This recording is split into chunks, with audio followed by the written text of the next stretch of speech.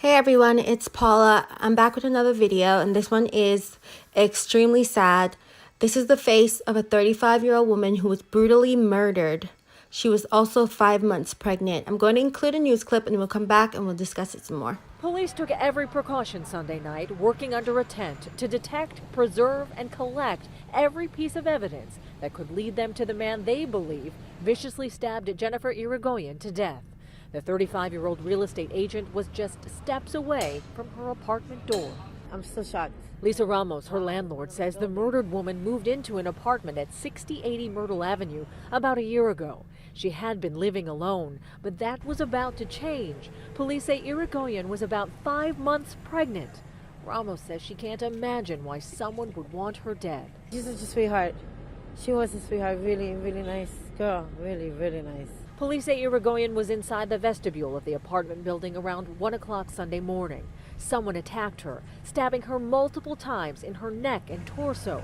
The suspect then ran off, leaving behind a horrifying crime scene and a trail of bloodied footprints.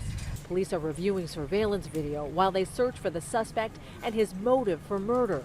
The manager of the store next door lit a candle in memory of Irigoyen. Neighbors are broken up by the unsettling crime. Because I'm a mother, so I feel so sad. There is not only one, but there is two persons. That's really sad. And I don't know why people do that. All right, before we continue, I just want to tell you a little bit about who Jennifer was. Jennifer was a successful real estate agent who sold luxury real estate in Manhattan, in Queens, in New York. She was a professional Latin ballroom dancer and Zumba instructor. She was also a trained pianist. And most importantly, she was the mother to a 12-year-old boy.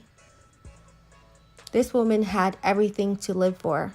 Everything. She had so much ahead of her. And it was just snatched, just like that. So last Sunday morning, about 1 a.m., Jennifer was dragged from her apartment and then she was stabbed to death in the vestibule of her apartment building. The person who stabbed her in her neck and torso several times. And witnesses said they heard Jennifer screaming, "He's going to kill the baby." This tragic scene was caught on surveillance video.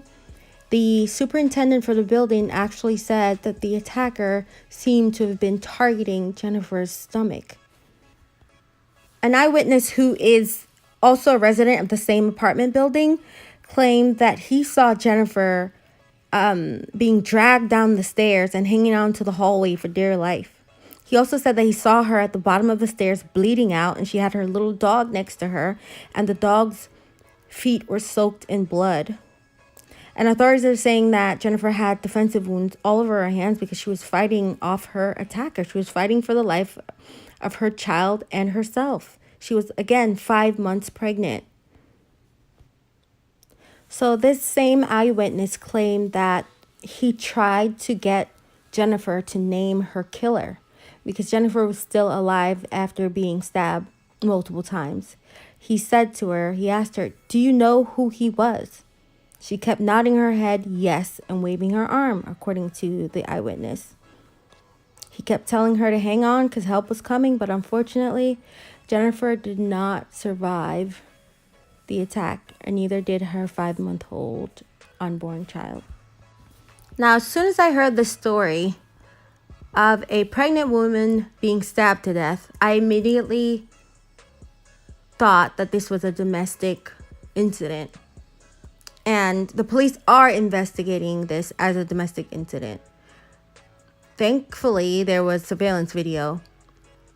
But here's what I'm thinking happened to this woman. I don't know the details of the case, but if a man is dragging you down the stairs at 1 a.m. in the morning and stabbing you in your stomach, and you're screaming, "He's going to kill the baby," that would seem to me that this is either the father of the baby or an ex-boyfriend or a boyfriend or something like that. Well, it turns out that the police are investigating Jennifer's boyfriend as he is one of the prime suspects in her murder. Now, there's another piece to this tragic story. As I mentioned before, Jennifer was 5 months pregnant. So you would think that the person who murdered her would also get charged not only for murdering Jennifer, but also murdering the unborn child.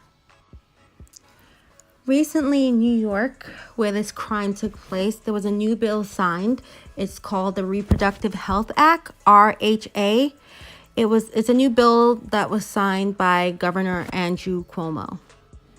According to this new law, every individual who becomes pregnant has a fundamental right to choose to carry the pregnancy to term, to give birth to a child, or to have an abortion. According to LifeSiteNews.com, this erases the state recognition of preborn babies as potential homicide victims. It also removes abortion from the penal code entirely and allows licensed health practitioners other than full doctors to commit abortions. Now, this bit of information is very important as I continue on to explain what's going to potentially happen in this case. Before the new abortion law, New York's definition of homicide included the death of a person or an unborn child with which a female has been pregnant for more than 24 weeks, under circumstances constituting murder, manslaughter in the first degree, manslaughter in the second degree, or criminally negligent homicide. LifeSiteNews.com also states that Jennifer's baby was 1 month shy of being protected by the old law.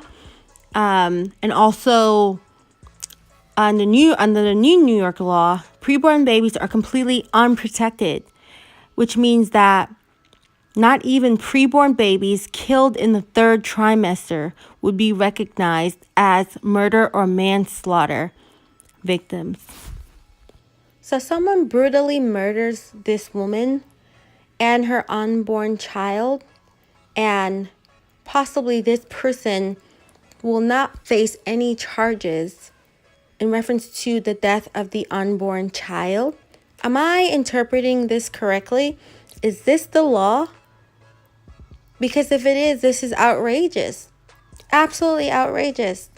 Whoever took Jennifer's life should also be punished for taking the life of the child that also tragically died. Yes, it was a 5-month-old fetus, but you should still be charged.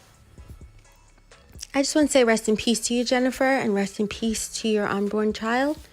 I am so sorry that this happened to you, and just know that your killer will be brought to justice. I believe that this crime will be solved in no time. All right, guys, thanks so much for taking the time to watch this video. Until next time, bye.